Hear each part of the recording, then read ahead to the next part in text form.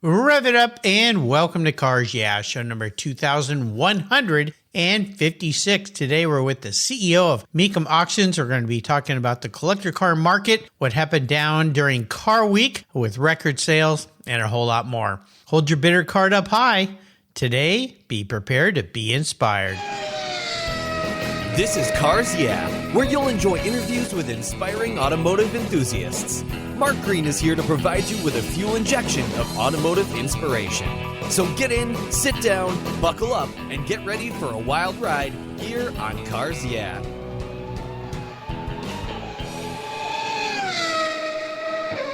Hello, inspiring automotive enthusiasts, and welcome to Cars Yeah. Today I'm in Walworth, Wisconsin. Yeah, I've been there before with a very special returning guest by the name of Dave Majors. Dave, welcome to Cars Yeah. Welcome back to Cars Yeah, I should say. Do you have any gear and are you ready to release the clutch?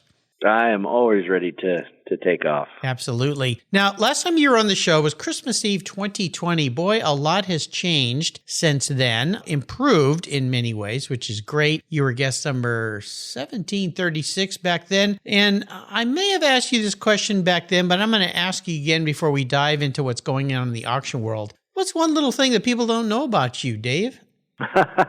Well, there's probably a lot of things that, that people don't know about me that I'm not sure that I want people to know. Keep your cards close to the vest. That's right. I don't want to let out all my secrets. Yeah. But the one that usually surprises people is that I'm in the car business now. And, of course, I've been with Mecum now for 10 years and I've always been a car guy. But I am actually a CPA by training and with an accounting degree, and I have a master's degree in finance. And I came out of 37 years in the world of major insurance companies. The last 12 or so years of that 37-year career as the CFO of a roughly $50 billion insurance company. So it's wow. People are always curious about my transition from big corporate America to being a car guy. But I always tell them there's quite a difference in my two careers, and this one is a lot more fun than the first one. Well, it's all about money because buying and selling collector cars, of course, involves capital. I think it's cool that you made this transition into the car world, which is your passion, but still kept all that knowledge, which you've brought forward to Mecum, to those guys there. And no doubt it's worked pretty well because this has been a nice 10-year run for you and for Mecum. Yeah.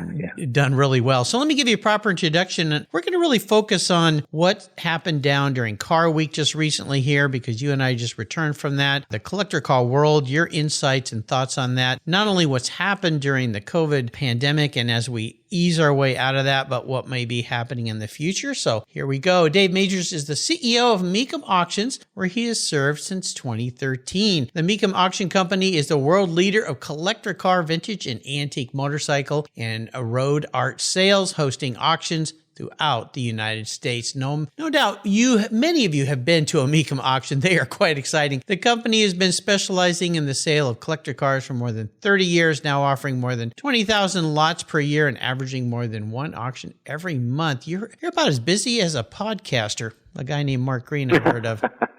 And as he said, he had 40 years of experience in the business and finance sector, so he knows about capital, how to move it around, and more importantly, how to have fun with it. We'll be back in just a minute, but first a word from our sponsors, so give them a little love. They're the reason we have gas in our tanks here, and we'll be right back. Covercraft has the most complete line of custom seat covers available. Choose between the Polycotton Seat Savers, Endura Precision Fit Custom Seat Covers, Leatherette Precision Fit Custom Seat Covers, and their durable Carhartt seat covers. They're all easy to install and remove, and guess what? They're machine washable too. Easy cleanup to make them look brand new. No more worries about the kids spilling on your seats or your pets damaging your expensive upholstery or leather. Covercraft's quality seat covers protect from damaging pet claws, pet fur, hair, mud, moisture, food, drink spills, drool from permanently damaging your vehicle's fine surfaces. Headrest and armrest covers and color options are also available on many of the styles. And I've got a great offer for you. If you use the code YEAH21, YEAH21 at covercraft.com, they'll give you 10% off plus free shipping. That's right, 10% off and free shipping with the code YEAH21 at checkout. Covercraft, protecting the things that move you. Visit covercraft.com today. American Collectors Insurance is my go-to, and it should be yours for collector car insurance. But did you know they also insure your valuable collections of automobilia and other collectibles? If you're like me, you've invested in a lot of cool collectibles over the years. Those items are valuable, and if you were to lose them in a theft or a fire, well, try to get your normal homeowners insurance to pay you what they're worth. Good luck with that. American Collectors Insurance provides you with assurance and confidence that your collectibles are fully covered. They insure a lot of items, including automobilia, wine, baseball cards, books, figurines, die-cast models, model trains, glassware, sports memorabilia, toys, and a whole lot more. American Collectors Insurance, they've been protecting us enthusiasts since 1976. They provide you with an agreed value insurance policy backed by a long history of taking care of their clients. Give them a call today for your personal agreed value quote at 866-ACI-YEAH. That's 866-224-9324. Tell them you're a friend of mine, Mark Green's here at Cars Yeah, American Collectors Insurance. Classic car insurance designed by collectors for collectors. Automotive enthusiasts just like you and me. That's American Collectors Insurance.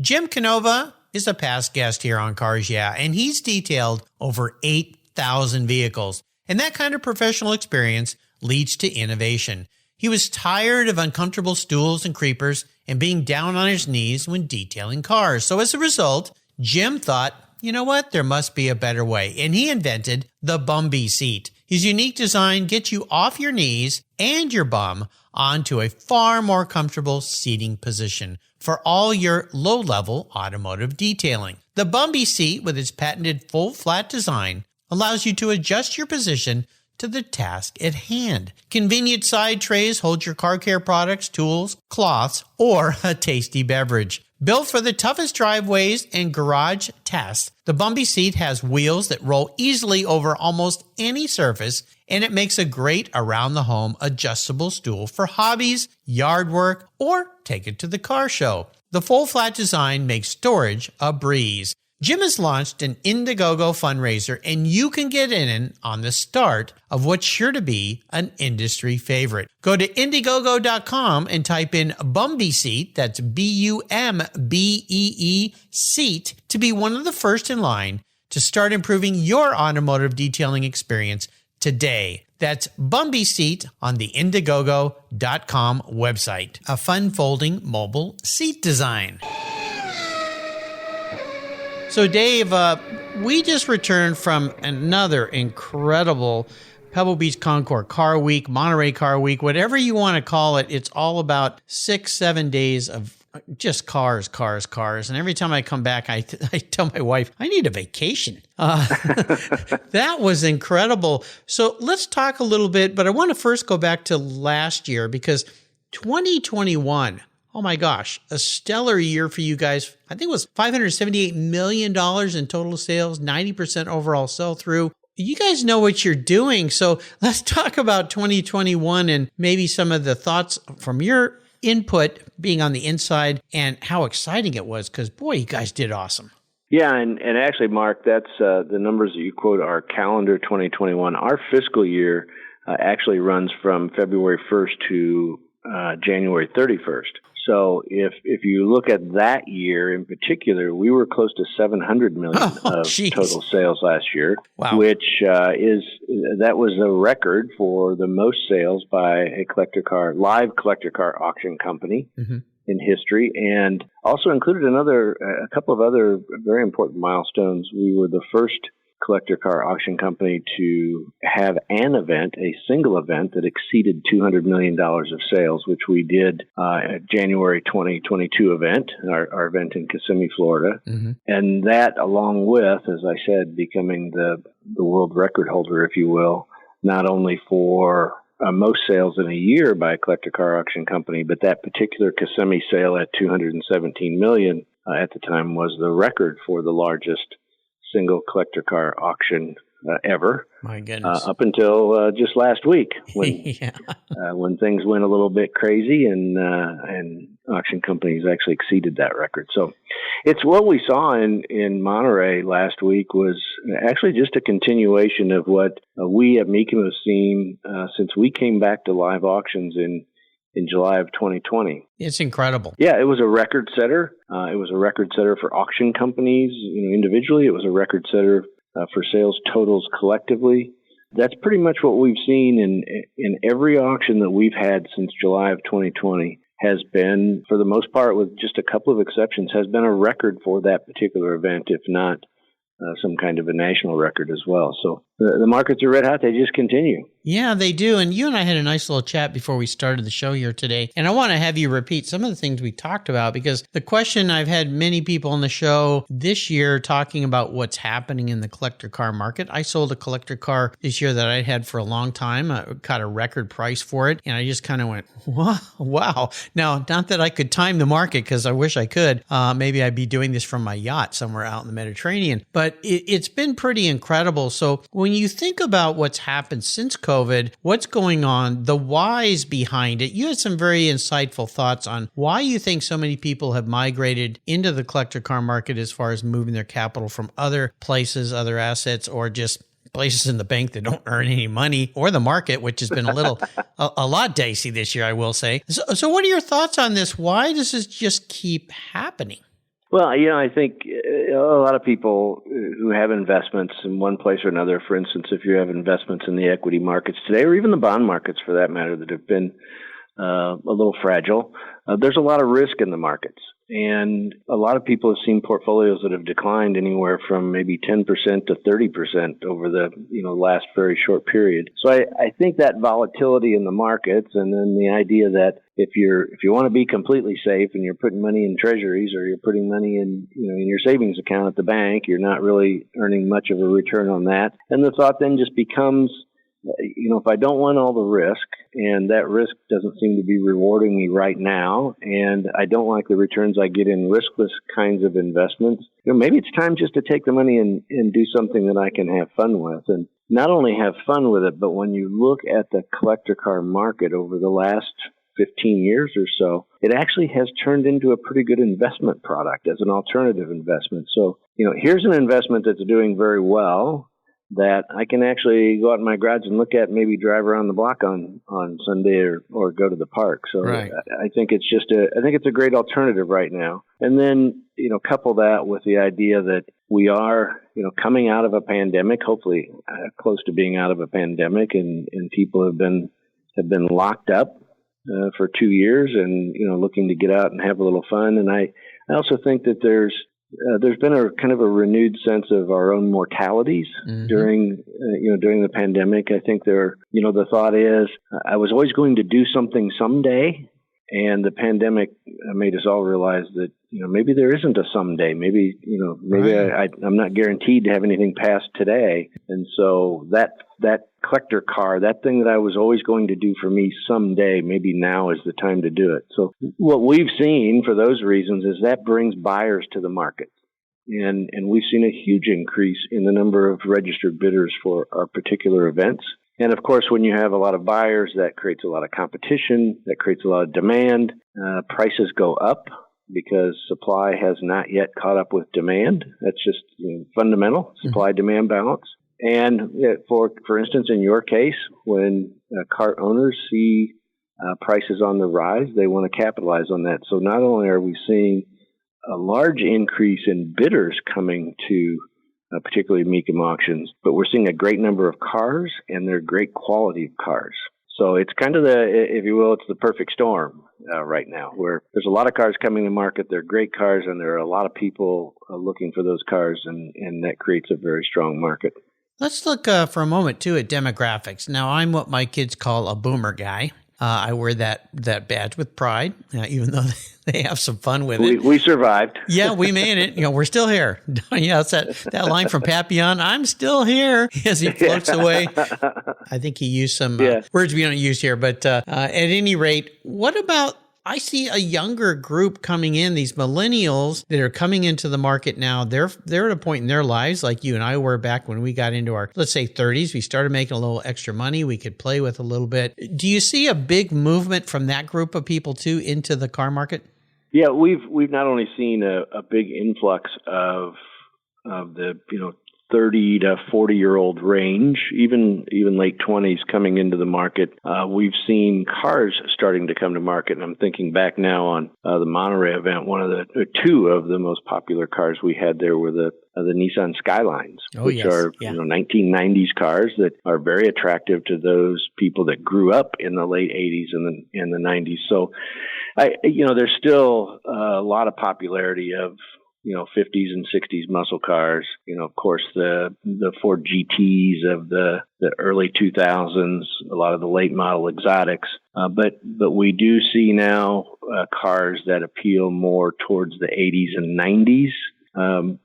People that were in high school in the 80s and 90s than we've ever seen before. Fox body Mustangs, like I said, the Skylines, a lot of the Corvettes from that era as well. So it's not as a replacement to the attraction to the things that we've traditionally seen at our auctions. It's more of a complement to that and an addition to it. Yeah, it's very, very cool. When you think about what's happening now and into the future, and I know it's dangerous to look any further out than maybe a few years into the future because you just don't know, especially with what we've been through. What has you most inspired about what's happening in the collector car market coming up, let's say next year and the year beyond? Inspired might be a tough word. It has me intrigued, I would say, okay. That the big push now for electric vehicles. Oh, yeah. And, that question usually, when somebody asks me about that, the question usually starts with, do you think electric vehicles will be collectible someday? And my answer to that is yes. Because there'll be an attraction for people that grew up with electric vehicles, just as there have been with combustible engine vehicles. But I also think the other side of that is, if we're not going to see combustion engine vehicles, gas-powered vehicles in the future, then I think that makes what we've typically been collecting even more collectible. If that makes sense. So, of course, we're not making, 69 Mustangs anymore, but it's different if we're not making gas-powered vehicles anymore. So I think there's going to be a new market in electric vehicles at some point in time, but I think that transition that the country and certainly the world seems to be going through, moving to electric vehicles or hydrogen-powered vehicles, I think is going to make the gas-powered vehicle even more rare and more desirable, more collectible. Yeah, I think you're right. The other big surge I'm seeing, not only with guests that I've had here on Cars Yeah, but also just out in the market, is this, I'll use the Rob Dickinson singer word, reimagined, taking classic cars, but reimagining them into a more drivable, fun experience, because many of us have dreamed about owning a classic car, and then we go and drive one and we go, this isn't what I thought it was going to be. My Camry drives better than this. Now, I've rolled some eyes with that comment, but I think you understand what I'm saying. But all these companies that are making these reimagined, more up-to-date modern cars, but they still look old, like Scouts and Broncos and, of course, Porsches. And Cyan is making the P1800 Volvo, which I got to see at the Quail, which is beautiful in person. What are your thoughts on those as auction cars? Are you starting to see those come through as well, even though they're relatively new in the marketplace? Yeah, time will tell. You're exactly right. They are relatively new, so we're seeing a lot of, and I'll take the Ford Bronco as an example. We've seen a tremendous number of new Ford Broncos that have crossed the auction block. But that typically, and we see that with other vehicles as well, that's typically because at the early launch, they're very rare and very hard to come by. So someone who happens to be lucky enough to be, close to the front of the line and is able to obtain one of those vehicles early on, sees an opportunity to turn that and make a profit for it. I don't think for a lot of those, like the Bronco, which is a good example, I don't think that the verdict is in yet on how collectible that will be in the future. But if you look back on the Broncos from the 70s, if that's any indication, they're going to be very, very collectible cars, because you almost can't even touch a Bronco from back in the 70s any longer. Good ones. I mean, they're very expensive. But we do see, if you look more towards the higher end, and I always jokingly like to take credit for a lot of these reinventions, if you will, because of the success we have in selling the original. So if we go back 7, 8, 9 years ago, it's when we started to see the 2005 and 2006 Ford GTs come to market. And they did very, very well. They always sold for almost twice what the sticker was when they were sold originally. And that market went so well that I just wonder if somebody didn't scratch their head at some point in time and say, we ought to reintroduce that car. And then suddenly in 2017 we saw the new Ford GTs, which have done very well also. And I wonder if that has something to do with the success of the sell on the secondary market of the previous models, the 2005s and 2006s. Well, probably part of it, but also supply and demand. You can't get those things. Try to go buy one. Yeah. And then, kind of on the coattails of that conversation, also what we've seen really start to take off in the last 3 years or so, particularly before the pandemic and now after the pandemic, are what we call customs, or what the market calls Restomods, where someone has actually taken a 63 split window Corvette and completely updated it so the car looks like it did when it rolled off the factory floor, but all of the drivetrain, the motor, the electronics, and everything are brand new, are 2022 technology. Yeah. And those cars, if they're well done, are bringing huge premiums. And that's an interesting development for them, because I remember when I saw the first Restomod, it was a Corvette. It was at our auction in Indianapolis many years ago, probably 8 or 9 years ago, and the market looked at it as some kind of an aberration. Right. Why would you take this beautiful Corvette and do that to it? And so it got very little attention. But, over the years, people understand that the preservation aspect of that, and the ability, as you were saying, to be able to have a 63 split window, but it drives like a brand new car. Those are starting to bring, 3-4 times sometimes what a fully restored vehicle would bring. Yeah, it's amazing. And I think it really is going back to what I said, that when you have my next door neighbor's a good example. For years, he wanted a Corvette, old, late 50s, early 60s Corvette. And when he finally could buy one that was nicely restored and he drove it, he kind of went, ugh.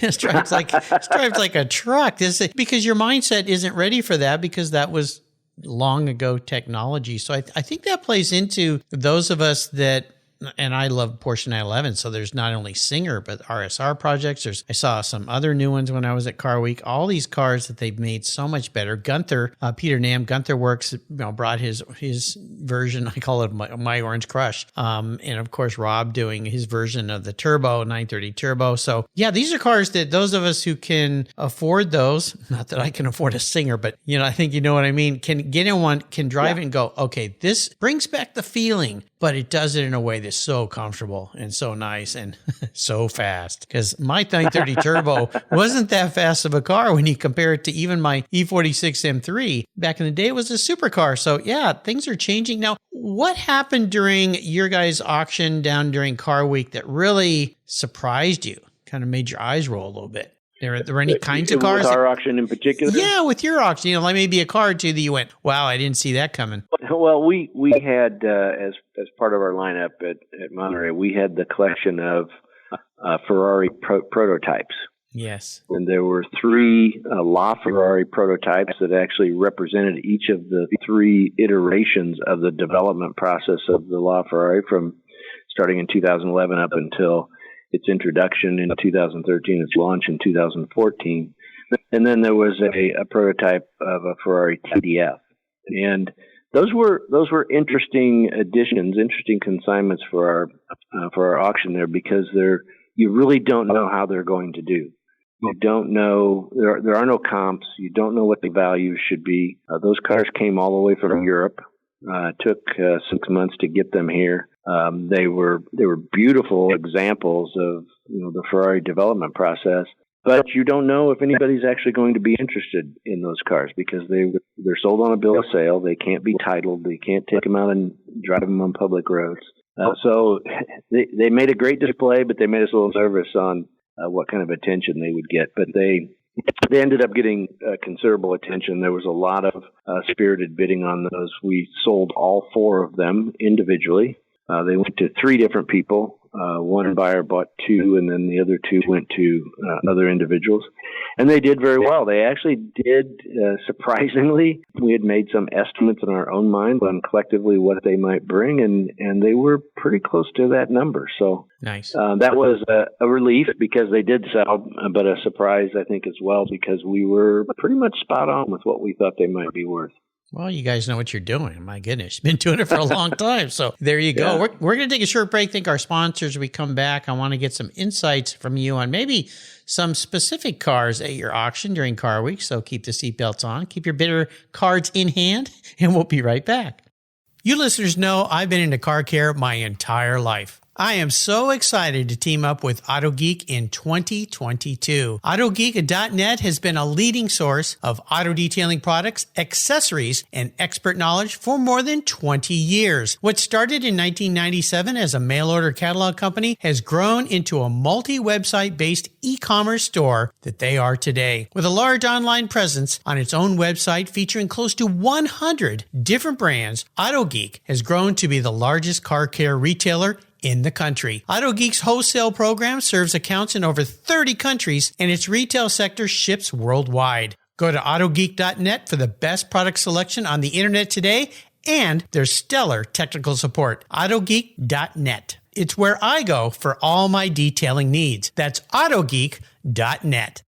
Linkage. It's a new quarterly publication and website that covers the automotive market, driving, restoring, collecting, and discovering your passion for motor vehicles. Linkage is about experiences, opinions, and values. Linkage is an actual informed, reasoned opinion based on first-hand experiences. A talented linkage team covers the automotive world, the people who share your passion and mine, smart, considered, rational, and experienced opinions. Ones you can learn from and grow.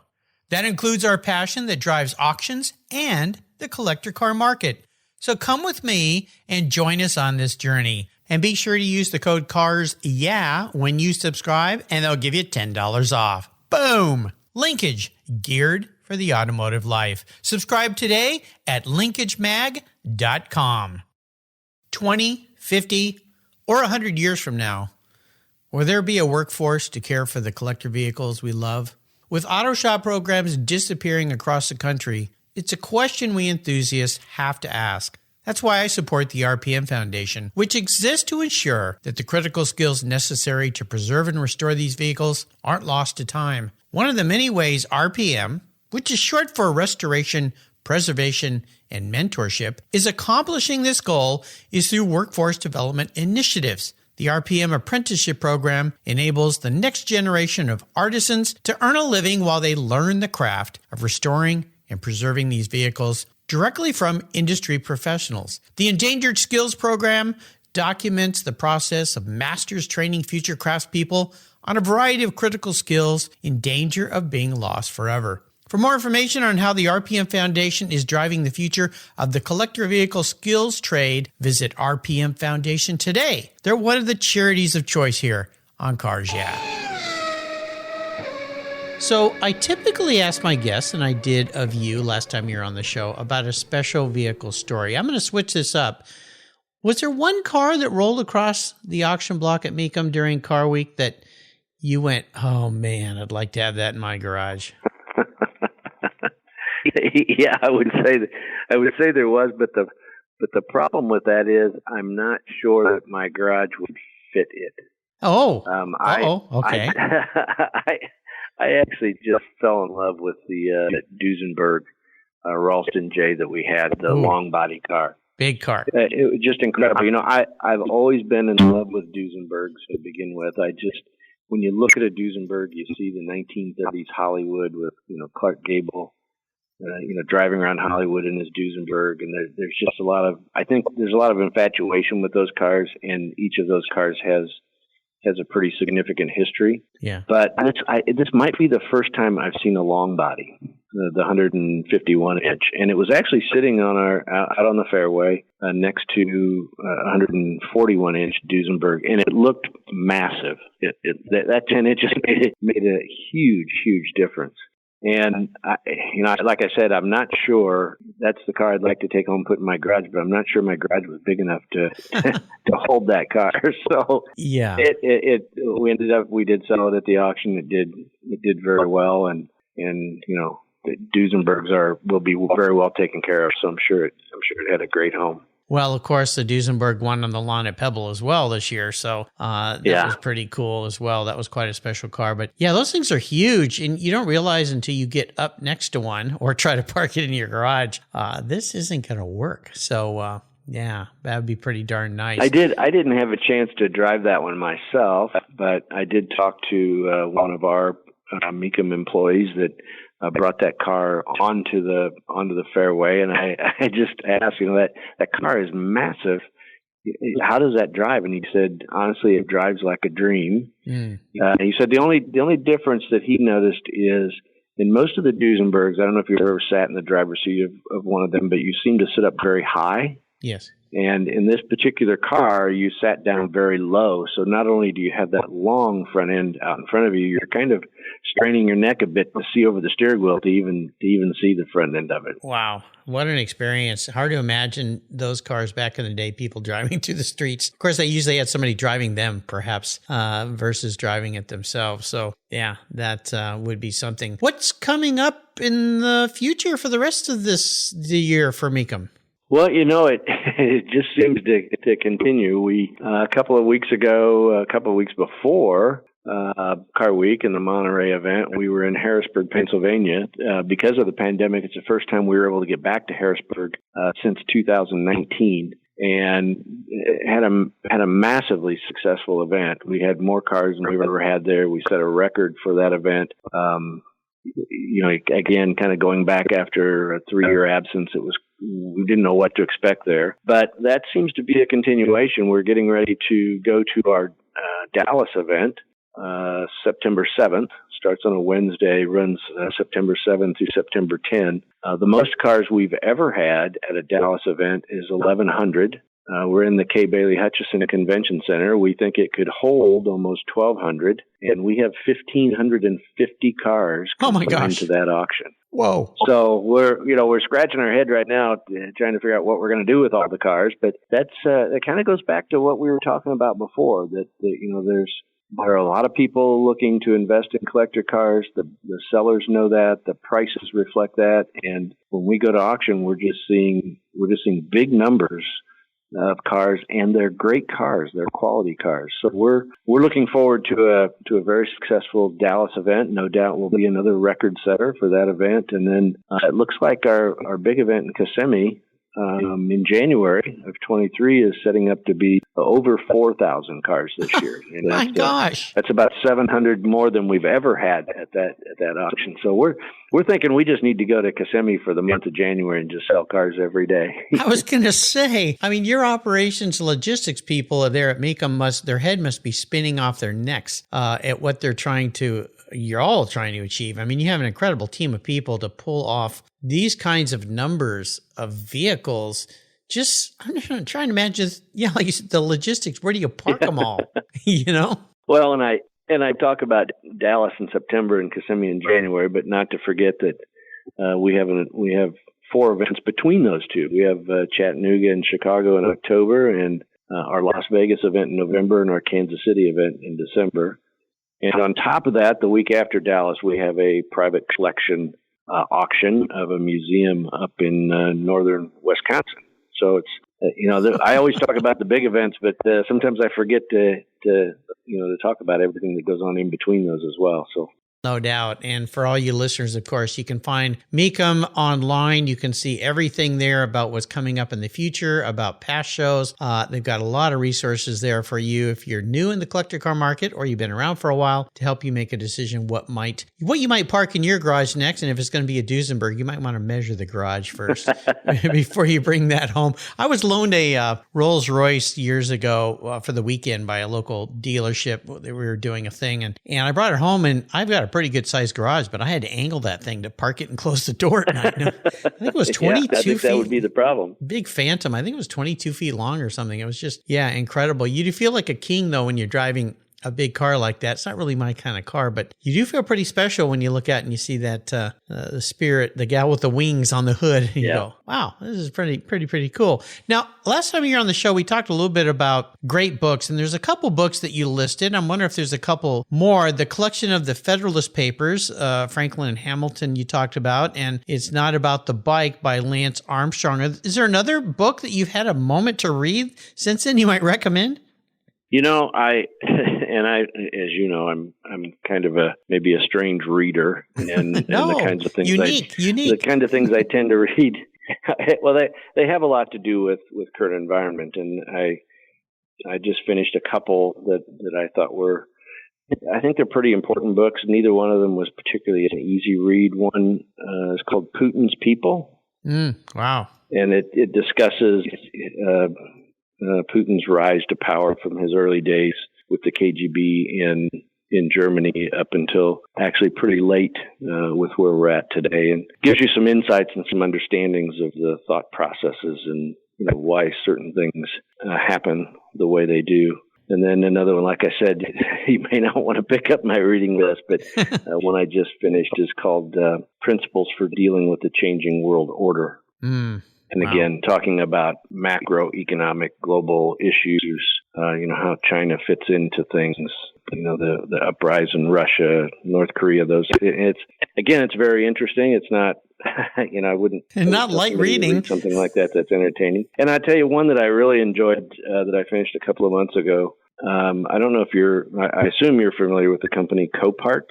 Yes. And Willis Johnson, who started Coparts, wrote a book some years ago called Junk to Gold, talking about his career and how Coparts came to exist and the many successes they've had. So it's actually a great story in hard work and perseverance, and it's a great start with nothing and build a massive empire kind of story. So wow, you always bring some interesting reads here to Cars, So I'm glad I asked you about that. Yeah, some heavy stuff. Big baggage, that's for sure. But important things to understand, and compared to the world today of short, mini social media bites of now I know everything about what's going on versus real reading and books that can teach you to think and learn a little bit more about history, which is where all this comes from, is super valuable. That's why I'm into books here at Cars and have that great spot called Guest Recommended Books for everybody to enjoy. This is really exciting to catch up with you, and I can't say congratulations enough to you and the Mecum team for what you guys did during Car Week. It was just a wonderful week. Aside from your auctions, was there something you did during Car Week that really stood out for you that you went, man, I'm glad I did that? And you've been to Car Week, how congested things become on the peninsula. So I would love to have traveled around to some of the various events and auctions, but by the time we spend all day at our event and then not wanting to deal with all the traffic and the logistics, we stay pretty close to home. So I think we had a great auction. We had some great cars. We had bigger crowds than we've ever had at the event, which I think is consistent with almost every event on the peninsula. And a little bit of a change since you and I spoke last.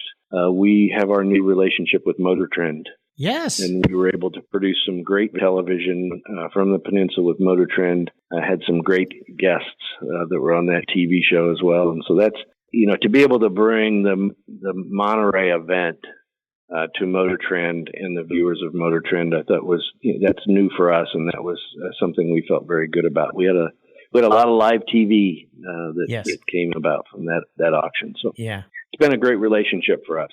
I think it's fantastic. So before I let you go, are there maybe some words of wisdom, advice? Now, this could be inspirational. This could be about collecting cars. Could be about anything that you might share with our listeners. Yeah, and I've said this, many times before.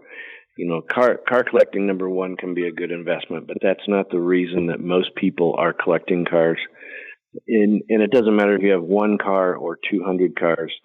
look for the car that's your passion, something that you just feel strongly about. Nobody buys a car because they think, I'm going to buy this car and it's going to go up in value. They buy it because they love it. They may have some personal history with a car, and they just want to drive it. It just reminds them of something, makes them feel good. So for people that are that are just coming into car collecting and wondering, what should I collect? Can you give me some advice? I always tell them to collect what you love. What's the car you've always dreamed of? Think about that. And maybe that particular car might be out of your price range right now, but it's something to grow into. We've all started with vehicles maybe lower or not exactly what we wanted, and then you have that for a couple of years and you trade it up to something else, and you trade it up to something else, and pretty soon, a little bit of at a time, you've gotten to that place where you want to be, and you're driving that car that you want to drive, or looking at it in your garage or wherever that might be. So this is a hobby, if you will, of passion, and it should be looked at that way. Absolutely. I have a good friend, Scott, who over the years, many years, he's been buying used Porsches. He always buys, and this is what Bruce Myers, the consummate car collector, has always said, buy the best you can, cry only once, and go forward. So spend as much as you can, but get the best you can. And that's what my buddy has done. And his dream was to buy and order a new Porsche exactly how he wanted it. And then after probably the last, I've known him for 20 plus years, he just did it. He just kept building and building and building and growing and growing, tucking that money away. And he finally ordered his first brand new Porsche, and he's just thrilled. And but buy the best you can. And when you're dealing with Mecum, you're dealing with high quality. And like I said, there's so many great people at Mecum that can help you make decisions at their website, mecum.com. Check them out. Dave, thanks for coming back and spending some time with me. I'm sorry we weren't able to connect when we were down at Car Week, but there was a lot of people there to try to get through the crowd to find you. But I definitely got to connect with a lot of past guests. Hopefully the next Mecum auction, I'll be able to step up and say hello to you. But I really want to thank you for taking time. And of course, David, one of your teammates there who got us back together. David, thank you very much. And until you and I talk again, I usually say I'll see you down the road, but I'll see you at a Mecum auction because you guys seem to have one every month. I will look for you there. I appreciate the opportunity, and I always enjoy talking with you. Oh, this is great fun, Dave. Thanks so much. Thank you so much for joining us on today's ride here at Cars Yeah. Drive on over to carsyeah.com to find show notes and inspiring automotive fun. Download your free copy of Filler Up, a fun book filled with gorgeous photographs of fuel filler fun, including quotes from more inspiring automotive enthusiasts. Download your copy today, and we'll see you next time on Cars Yeah.